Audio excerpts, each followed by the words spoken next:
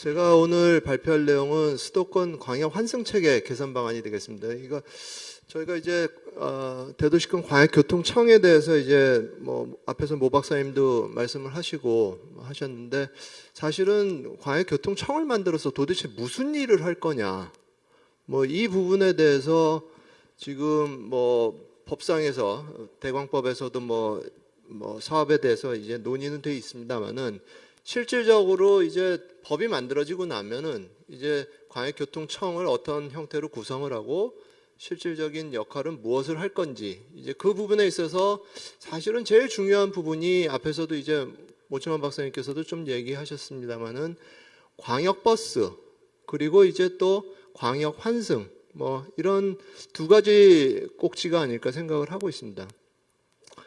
그 광역버스 같은 경우는 우리 뭐 수도권에 이제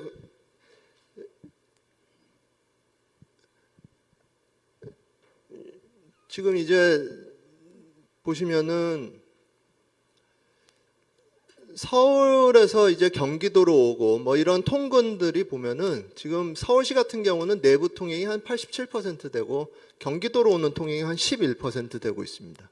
경기도 같은 경우는 한 내부 통행이 78% 정도 되고 서울로 통행이 이제 20% 정도 되고 있죠. 과거에는 이 비율이 훨씬 더 경기도에서 서울 들어가는 게 많았는데 최근에 와가지고 점점 더 서울에서 또 경기도로 출근하는 이런 역출근들이 많아지고 있는 이런 상황입니다. 이제 지금 광역적으로 이제 통행하는 데 있어서 좀 승용차와 버스의 이용 분담률 뭐 이런 것들을 좀 보시면은 승용차가 한 41% 정도 되고 있고 버스가 23%, 지하철이 한 25% 정도 되고 있습니다. 그러니까 사실 철도가 발달한 외국 대도시권 같은 경우는 대부분 이제 광역 철도를 이용을 해서 통행을 하는데 지금 이제 수도권 같은 경우는 버스와 철도의 분담 비율이 거의 비슷한 거죠. 그러니까 광역 버스라는 것들이 외국 같으면 광역 철도가 담당해야 되는 역할을 지금 광역 버스가 담당을 하고 있고 그 부분에 있어서 경기도 같은 경우는 민간에서 이거를 이제 담당을 하다 보니까 매일 아침 저녁으로 엄청나게 혼잡한 그런 광역버스를 운행하고 있다. 뭐 이런 내용을 이제 이 표로 보시면 아실 수 있을 것 같습니다. 지금 뭐 이런 혼잡한 광역버스가 다니고 있는 축을 이렇게 쭉 이제 보여주고 있는데요. 이제 전체적으로 보면은 뭐 성남이라든지 용인, 뭐 그리고 수원, 김포, 남양주, 고양 뭐 이런 축들이 굉장히 두드러지게 보이고 있습니다. 근데 이제 이 축들이 보면은 이제 김포 같은 경우도 2019년에 이제 김포 도시철도가 개통이 되면은 이런 부분들이 어느 정도 해소가 될 거라고 이제 보여지고요. 여기에 있는 이제 지금 수원에서부터 과천으로 해서 이제 사당으로 가는 이 축의 경우도 최근에 이제 인덕원 동탄선이라 그래가지고 그 지금 이제 철도 계획이 이제 발표가 된 게 있는데 이제 문제는 뭐냐면은 인덕원 동탄선을 계획을 하면서 이 철도 노선이 사당 축의 어떤 교통 개선을 위한 노선이라는 생각은 아무도 안 갖고 있는 거예요. 그러니까 인덕원 동탄선을 건설을 하고 계획을 하는 분들은 그냥 인덕원 동탄선을 계획을 할 뿐이지 이 노선이 잘 계획이 되면 사당 축의 이 광역버스를 획기적으로 개선시킬 노선이다 라는 생각을 별로 갖지를 않아요. 마찬가지로 신분당선이 지금 강남까지 와 있고 그 노선이 이제 서울 도심으로 해가지고 뭐 은평으로 뭐 간다 뭐 이런 계획들을 하고 있는데 이 노선 자체도 사실은 지금 뭐 GTX A 노선이라는 거와 같이 연계해가지고 가서 뭐 용산으로 해서 서울역으로 붙인다 뭐 이런 계획들을 지금 하고 있습니다. 근데 사실 뭐 잘 아시겠습니다만 성남이라든지 용인 이쪽에서 서울 들어오는 분들이 한남대교 거쳐가지고 백병원 거쳐서 그래서 이제 서울역 환승센터 정도 오면은 이미 백병원에서 거의 한 60%는 다 내립니다.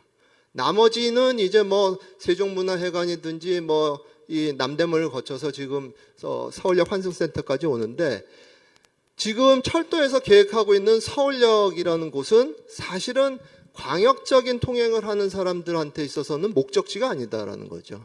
즉 그런 측면들이 사실은 우리가 철도 계획은 하고는 있지만 사람들의 진짜 목적지가 어디고 이 환승을 편하게 통행 시간을 빨리 하게 할 수 있는 노선은 어떻게 구성이 돼야 되는지에 대해서 공사비만 갖고서 검토할 게 아니라 사실은 이런 버스에 광역버스를 어떻게 하면은 광역철도를 일정 부분 또 건설을 해서 광역버스의 혼잡률을 낮출 건가, 이런 부분들이 같이 이제 검토가 돼야 된다라고 이제 볼 수가 있겠습니다. 그 환승시설 유형과 관련해서는 뭐 여러 가지가 있습니다만 어쨌든 간에 이제 환승이라는 거는 목적지까지 가는 데 있어서 그 환승 거리와 환승 시간, 불편을 최소화시키는 게 제일 중요하다라고 볼 수가 있겠습니다.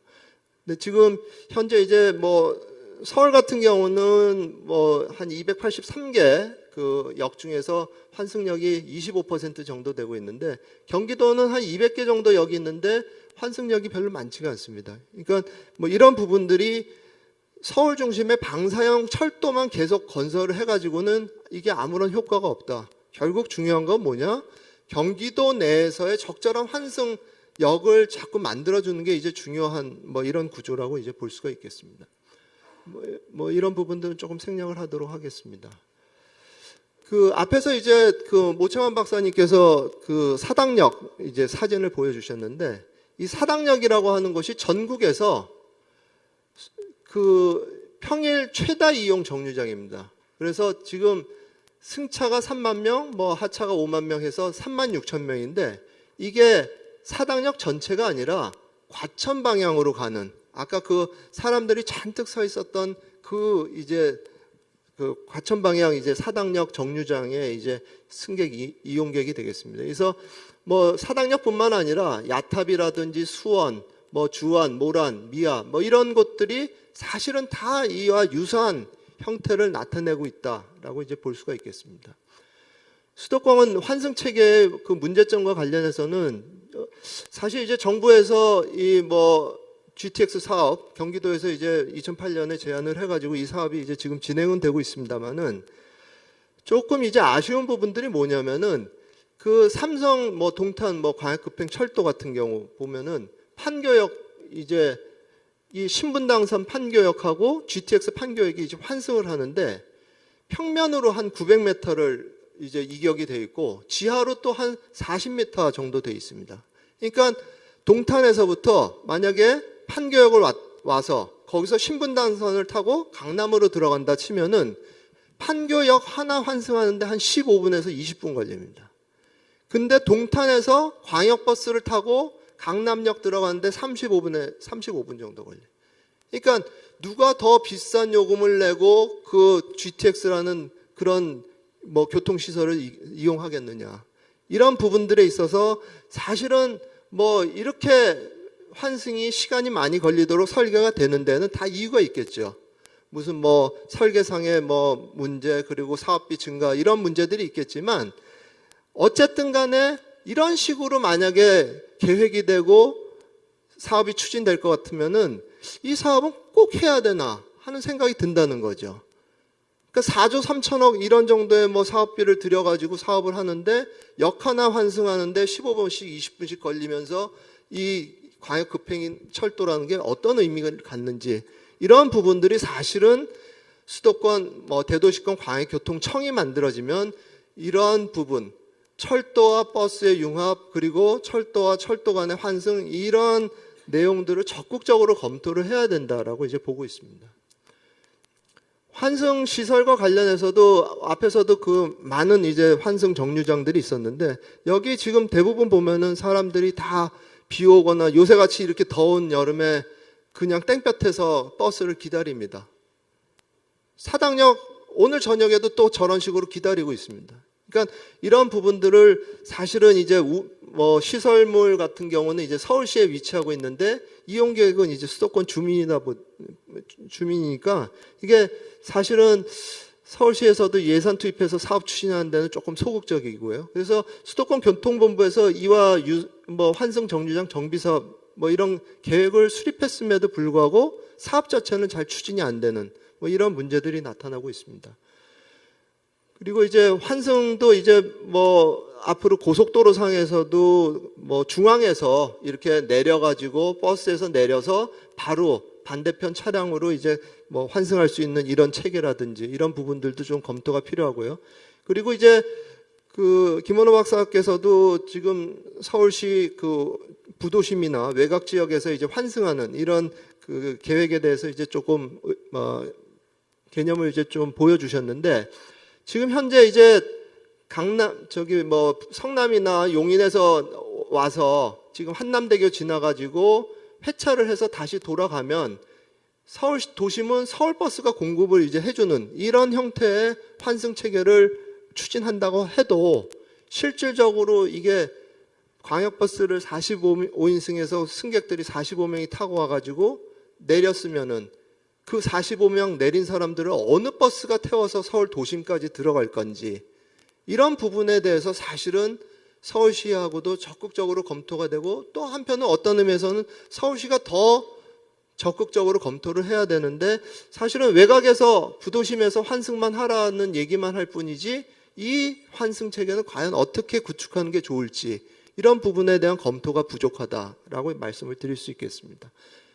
그리고 이제 이거는 이제 그 하남선 같은 경우가 이제 지금 이미 지어져 있는 그런 교통시설에 있어서 환승 체계를 개선한다는 건 사실 쉽지가 않기 때문에 건설 중에 있는 것만이라도 잘 만드는 게 굉장히 중요하다라고 보고 있습니다. 그래서 지금 하남선 같은 경우는 H1 정거장이라는 게 요까지가 이제 서울 행정구역이고, 여기서부터 이제 경기도 하남시인데, 이게 외곽순환고속도로 지하에 이렇게 지하철역이 만들어지고 있습니다.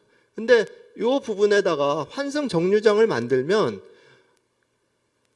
그 지방에서부터 동서울 터미널까지 갔다가 다시 동서울 터미널에서 지하철 타고서 뭐 송파나 강동 뭐 이런 쪽으로 이제 다시 환승해야 되는 이런 분들이 여기서 내려서 바로 5호선 타고 뭐 하남으로 가거나 송파로 가거나 이렇게 환승을 하면은 좋은데, 이러한 환승 시설을 좀 만들자라고 협의를 한 지가 지금 2년이 지났습니다. 근데 하나도 진행이 안 되고 있어요.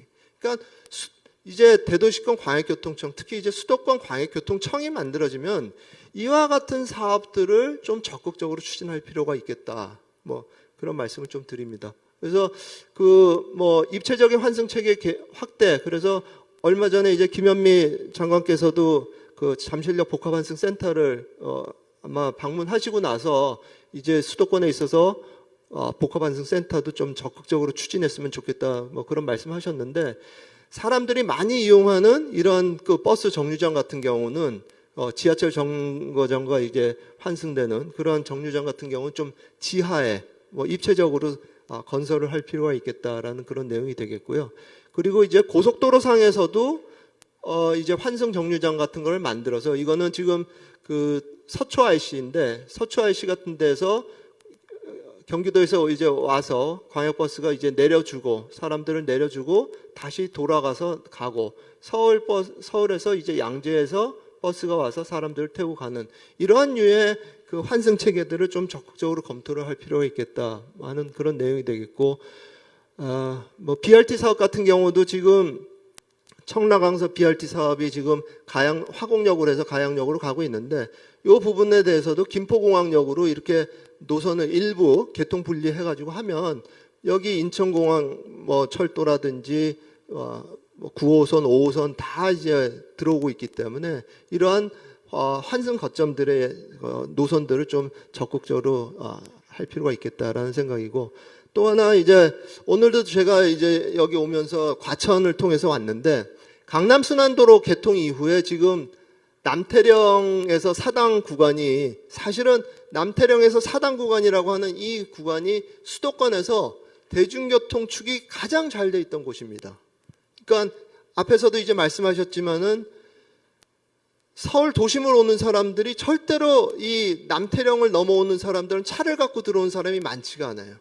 대부분 다 버스를 이용하거나 아니면은 경마공원 주차장에다 주차를 해놓고서 서울을 들어오지, 차를 갖고서 서울을 들어온다는 것은 굉장히 시간 예측하기가 어려운 구간입니다. 그런데 이 구간이 이제 서울 강남 순환고속도로가 개통이 되면서 완전히 이제 대중교통 축이 엉망이 되어 있습니다. 그래서 뭐 버스 운행 시간이 뭐 3.7분에서 11분 정도까지 늘었다가 지금 최근에는 이제 다시 조금 줄어든 상태인데, 어쨌든 간에 이런 부분에 있어서 사당역 환승센터 계획 뭐 이런 부분들이 연계돼서 추진될 필요가 있고, 지금 그래서 저희 경기도에서는 사당축을 다니는 광역버스 수요 자체를 줄여야 되기 때문에 이 선바이역이라고 하는 이쪽에서 사람들을 내려주고 다시 경기도 가는 방향으로는 사람들을 승차시켜 가지고 가는 이러한 뭐 축개발을 계속 이제 검토를 하고 있습니다. 그래서 광역교통청에서 뭐 만약에 이제 추진한다 그러면은 이런 부분들에 대해서 관심을 갖고 진행을 했으면 좋겠다는 생각이고, 또 하나 이제 이런 복합환승센터 계획에서 아까 그 오창환 박사님께서는 100% 국비를 내야 된다 뭐 이렇게 강하게 말씀하셔서 저도 깜짝 놀랐는데, 뭐 그 정도까지는 아니더라도 하여튼간 원래 내도록 돼 있는 30%만이라도 좀 잘 내줬으면 좋겠다, 뭐 그런 말씀을 드리겠습니다. 이상으로 발표를 마치겠습니다. 감사합니다.